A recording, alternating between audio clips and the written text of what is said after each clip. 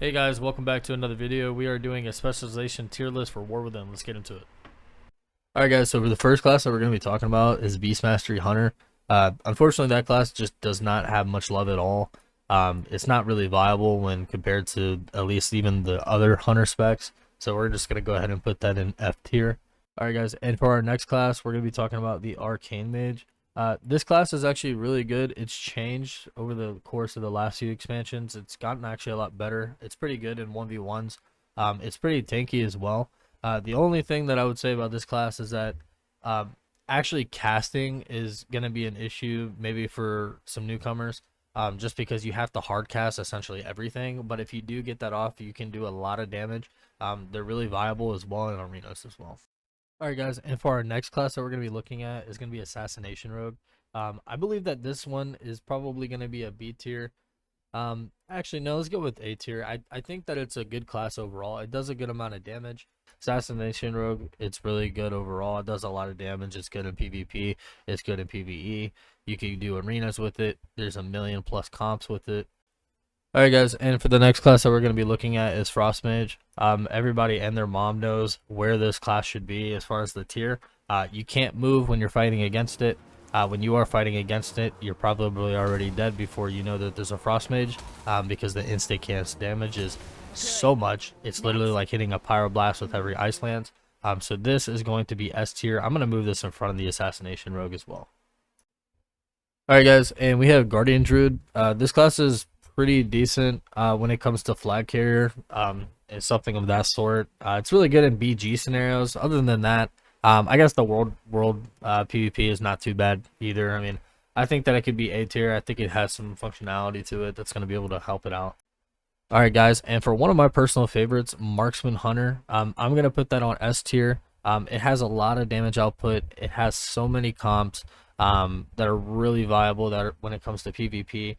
Battlegrounds, you guessed it, it's so fun to play. You shooting from range and you're doing a crap load of damage. There's no build up. There's no like long casting or anything like that. Everything is pretty much just instant shot. Obviously, you have a pet. You can tank. There's things that you can do in PvP as well as PvE. It's just a good class overall, and it does a lot of damage. There's a lot of survivability. You can go in stealth. I mean, I can go all day about this class. This is definitely an S tier. Alright guys, and for the next class that we're going to be looking at is going to be Prot Tank for Warrior. There's just better options. I mean, I'm just being completely honest. Like, if there's a Blood Tank, that's a better option. If there is a Guardian Druid, that's just a better option. There's just better options to go as far as tank. I believe that the fun factor for Warrior is pretty good. Just as for viability, it's not that great. Alright guys, for the next class we're going to be looking at Unholy DK. This class is really, really good. It's like Frost DK, however, it just does more damage and it just has a little bit more CC. And then you have minions and a lot of new players, honestly, in the lower ranks of the rating class.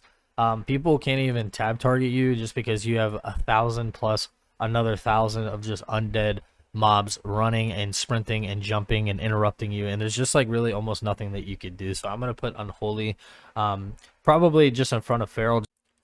All right guys, and for the next class we're gonna be looking at Affliction Warlock. This class is really good. Overall, it has a lot of damage output, especially if you can cast this. You can really just drain both of your enemies on the opposing team. For PvP, if you have dots on both of them, it's just a lot of damage, and honestly, it's really hard for a healer to keep up with it. You kind of just do split damage, and you just watch the other team just drain their life away. Also in PvE, of course, they're going to be really good. Of course, they're going to be really good in raids. There's just so many mobs out there, and if these classes are the ones that are going to be putting out so much AoE output, then they're going to be doing really well. Honestly, I'm going to go ahead and put that in A tier. I think that they're really good. Survivability wise, they're really good. Health stones, I mean, they got everything. Teleports, all that good stuff. Alright guys, and for the next class that we're going to be looking at is going to be Arms Warrior. I think this class is decent and has a lot of comps that you could play with in PvP. In PvE, it's moderate damage. Survivability wise, it's pretty decent. However, I just believe that Fury Warrior is much better, so I'm going to put that in A tier. They do so much damage. Actually, I'm going to put that in S tier. They have so much damage. They have a good amount of CC. There's good comps to play with it. PvP wise, arenas, really fun. You're always going to be on them. They can rarely run away from you. Battleground wise, it's also going to be really fun. If you play this class with another DPS and healer for 3s comps, it can make a huge impact on your rating. All right, so for the next class that we're going to be looking at is Holy Priest. C tier, not that great. Battleground wise, you can't really heal your entire battleground team just because there's so many players. When it comes into comparison with maybe a Disc Priest, they don't really have that much damage, so they can't really put much damage out there. It's just not a good class overall for healing. I would say that there's just better classes, like especially like Resto Shaman, Resto Druid. Just comparing those classes to that, it's just not really that good. Alright guys, and speaking of Resto Shaman, I believe that this class is one of the best healers that are in the game. It has so much CC, you can literally just hex someone for like 10 seconds, they wouldn't be able to do anything. That kill window that you have with your teammate is a lot far stretched, and it's a lot easier to make a W with having a Resto Shaman. They have insane mobility, they can go into Ghost Wolf, they can run around the entire map without even you catching them. They have CC, like the Hex, they have the Frost slow, they have dots, they have pretty good damage as well. Overall, just a really good healer. And Resto Druid is also, I would say, A tier for healing. They're just a really good class overall. They have a lot of hots. They could put heals on the entire team, heal everybody up at the same time. Again, crazy mobility. You can go into Tiger, you can go into Stealth. One of the best flag carriers, if not the best flag carrier in the game. You get to shift right into Cheetah or into the Deer. Go into Bear if you need more health. There's just so many things that you could do with a Resto Druid to just make it viable. So I'm just going to put that in A tier. Alright guys, and for the next class, we're going to be looking at Huntsman Shaman. Class is really good overall. Just the only thing about them is that their mobility just kind of sucks. They can't really get around as much. Ghost Wolf, yes, but then they get slowed, and then they really can't do much. And even when they actually get to their opponent, the damage output is not that great at all.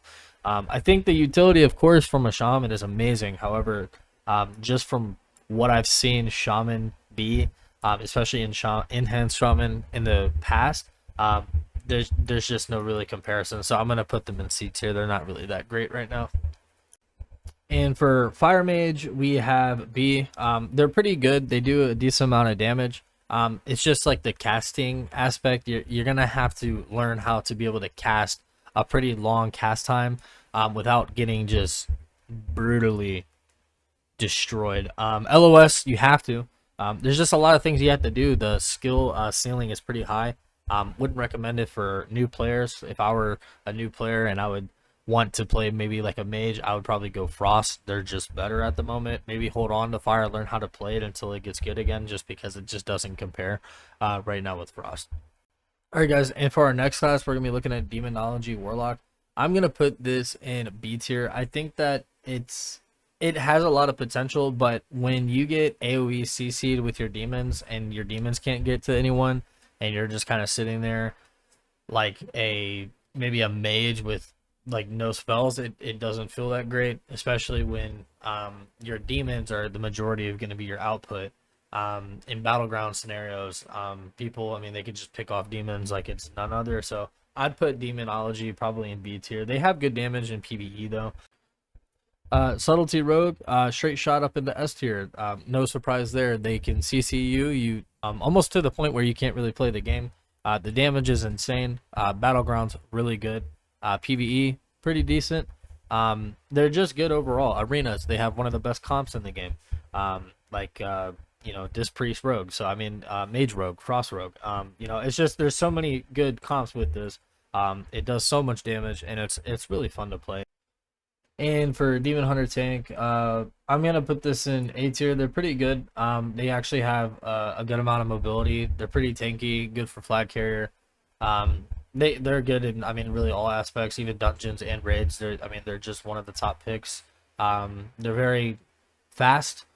So when you're trying to push through maybe a dungeon pretty quickly, I would recommend having one of these tanks on your side with you. It just kind of gets the whole group moving a little bit quicker. So I would put that in A tier. For Windwalker Monk, I'm going to put them in B tier. I don't think that they're Really great in a sense. I think that they have a good amount of damage output, and I think they have good mobility. So I think that just levels at a B tier. I just think that there's things that could be done to make them a little bit better.